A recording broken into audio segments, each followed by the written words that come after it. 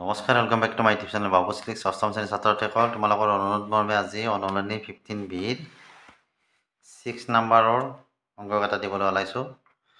তো ভিডিঅ'টো সম্পূৰ্ণকৈ আৰু মনোযোগেৰে চাবা। তো আজিৰ ভিডিঅ'টো আমি আৰম্ভ কৰোঁ।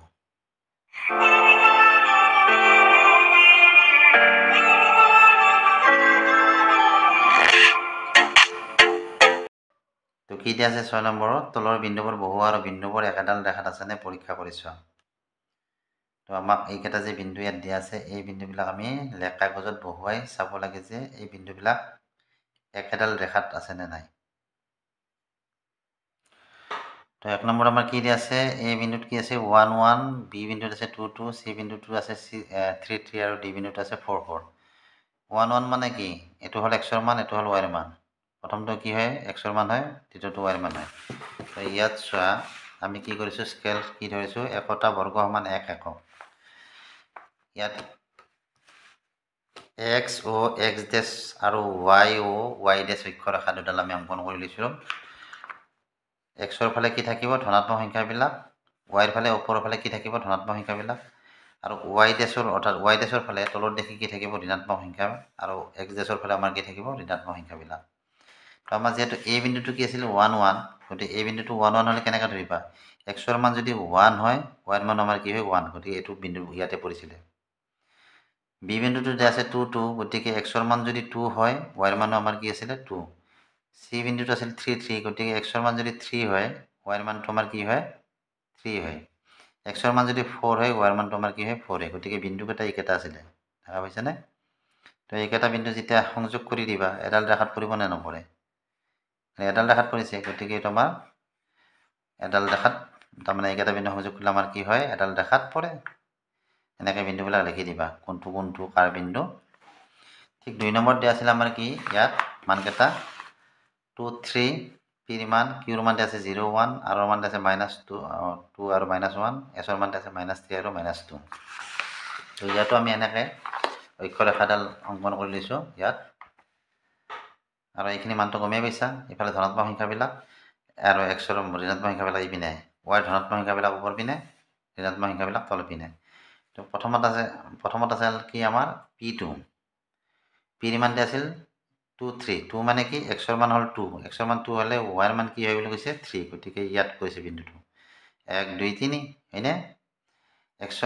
কিউৰ মান যদি কিউ বিন্দুটো কি আছিলে 0 1, অৰ্থাৎ এক্সৰ মান যদি 0 হয়, ৱাইৰ মান কি বুলি কৈছে 1, গতিকে ইয়াত এইটো হ'ল কিউৰ মান আমাৰ এইটো, দেখা পাইছানে। তাৰপিছত আৰৰ মান দিয়া আছে -2, -2 হ'লে কি হ'ব, এক্সৰ মানটো -2 হ'লে ইয়াতে আহিব প্ৰথমতে। তো -2 হ'লে ৱাইৰ মান কি হয় বুলি কৈছে -1, -1 হ'লে তলত দেখি আহিব, ৱাইৰ যিখিনি মান মাইনাছত আছে সেইখিনি তল পিনে বহে, গতিকে এইটো হ'ল এক্সৰ মান, -2 হ'লে ৱাইৰ মান কি হয় -1, গতিকে বিন্দুটো এইটো হ'ল আৰৰ মান। আৰু এছৰ মানটো দিয়া আছিলে -3 আৰু -2, গতিকে -3 কাৰ মান, এক্সৰ মান, গতিকে এক্সৰ মান -3 হ'লে ইয়াতে পৰিল, আৰু ৱাইৰ মান দিয়া আছে -2, গতিকে 1 ঘৰ 2 ঘৰ ইয়াতে, গতিকে এই বিন্দুকেইটা এটা ৰেখাতে আছে আমাৰ, দেখা পাইছানে। এডাল ৰেখা যেতিয়া টানি দিলোঁ, দেখা পালোঁ যে বিন্দুকেইটা এনেকৈ ৰেখাডাল টানি দিবা, এটা ৰেখাতে থাকিব। আৰু ইয়াত এনেকৈ যিকেইটা বিন্দু যাৰ আমি লৈছোঁ, এইকেইটা য'ত য'ত এনেকৈ লিখি দিবা কোনটো কাৰ বিন্দু হয়।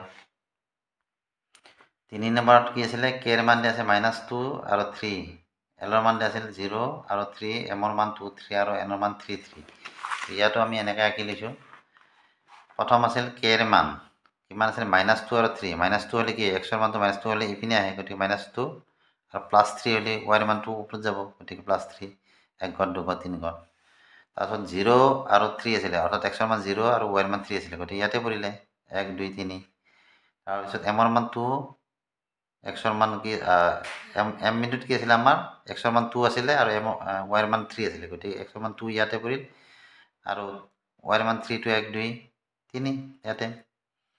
এন বিন্দুত কি আছিল 3 3, গতিকে 3 হ'লে কি হ'ব, এক্সৰ মান 3 হ'লে ইয়াতে, আৰু ৱাইৰ মান 3, গতিকে ইয়াতে। বিন্দুকেইটা দেখা পাইছা নে, ইয়াত লিখি দিছোঁ এনৰ মান 3 3, এমৰ মান 2 3, এৰ মান 0 3, আৰু কে মান -2 3। তো এইডালো আমি যেতিয়া বিন্দুকেইটা গোটেই এটা, এইটো এটা বিন্দু, এইটো এটা বিন্দু, এইটো এটা আৰু এইটো এটা, এডাল সৰল ৰেখাত পৰিছে নে নাই, এডাল ৰেখাত, গতিকে এনেদৰে আঁকিব পাৰিবা। আৰু ঠিক 4 নম্বৰটো ইয়াত কি দিয়া আছে, 2 1, এফৰ মান দিয়া আছে -3 4, জিৰ মান দিয়া আছে 2 0, আৰু এইচৰ মান দিয়া আছে 3 -2। তো কথা হ'ল কি এইখিনিলৈকে যে তোমালোকে দেখা পালা মই এইখিনি কৰি দিয়া আছিলে আচলতে কৰি দিয়া নাছিলে তাৰমানে মই ভিডিঅ'টো কৰি থাকোঁতে কি হ'ল অকস্মাত ভিডিঅ'টো ডিলিট হৈ গ'ল কৰাখিনি সেইকাৰণে এইখিনি মই এনেকৈ পিছত বুজাই দিব লগা হ'ল কিন্তু এই 4 নম্বৰটো কৰি থাকোঁতে তাৰমানে 4 নম্বৰ অংকটো মই কৰি থাকোঁতে ভিডিঅ'টো অকণমান বন্ধ হৈ গ'ল আৰু কৰাখিনিও নোহোৱা হৈ গ'ল 4 নম্বৰটোত আধা কৰা হৈছিলে 4 নম্বৰটো দেখুৱাই দিছোঁ মই কি আছিলে প্ৰথমতে ইৰ মান 2 আৰু 1 দিয়া আছিল ই বিন্দুত 2 মানে কি এক্সৰ মান যদি 2 হয় কি হয় ৱাইৰ মান 1 বুলি কৈছে গতিকে এইটো বিন্দু এইটো কাৰ ই বিন্দুটো আমাৰ তাৰপিছত তোমাৰ এফ বিন্দুত কি আছে -3 আৰু 4 -3 কাৰ প্ৰথমটো এক্সৰ মান গতিকে -3 হ'লে 1 2 3 ইয়াতে পৰিলে আৰু 4 বুলি দিছে 4টো মানে ৱাইৰ মানটো প্লাছৰ আছে গতিকে ওপৰত যাব 1 2 3 4 এইটো বিন্দু এইটো কি হ'ল আমাৰ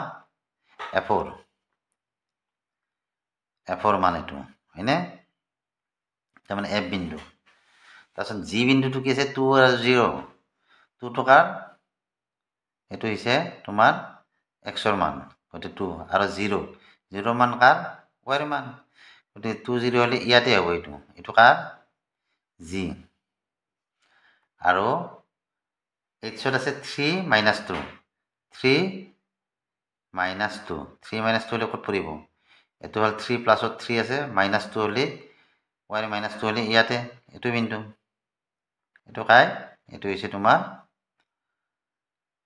জি এইচ তো বিন্দুকেইটা আমাৰ ক'ত হ'ল এইটো হৈছে আমাৰ ই বিন্দু তো ই বিন্দুটো আমাৰ ক'ত আছিলে 2 আৰু 1 ইয়াতে আছিলে তাৰপিছত আমাৰ কি আহিল এফ বিন্দুটো আহিল এফ বিন্দুটো আমাৰ কি আছিলে -3 আৰু 4 -3 আৰু 4 ইয়াতে পৰিল তাৰপিছত জি বিন্দু আছিল জি বিন্দুটো আমাৰ কি আছিল 2 0 তে 2 0 হ'লে আমাৰ ক'ত পৰিল 2 হ'লে এইটো 0 হ'লে এইটো গতিকে এইটো পৰিল তাৰমানে আমাৰ কি হ'ল এইডাল এনেকুৱা হ'ল ইয়াৰ পৰা যদি টানি দিয়া এইডাল ধৰা ইয়ালৈকে আহিলে তাৰপিছত ইয়ালৈকে নামিব লাগিব ইয়াত তাৰে পিছত এনেকৈ যাব তো আমাৰ কি এডাল ৰেখাত বিন্দুকেইটা আছেনে এইবাৰ সৰল ৰেখা হৈ বিন্দুকেইটা অলপ ভাঙা ভাঙি হৈছে হয়নে গতিকে এইটো আমাৰ অলপ বেলেগকৈ আছে তেনেকৈ তোমালোকে পৰীক্ষা কৰিব পাৰিবা তো এইখিনি আছিল ভিডিঅ'টো চাই কেনে পালা জনাবা ভিডিঅ'টো চাই ভাল লাগিলে ভিডিঅ'টো লাইক কৰিবা চেনেলটো ছাবস্ক্ৰাইব কৰিবা আজিলৈ আহিলে বাই বাই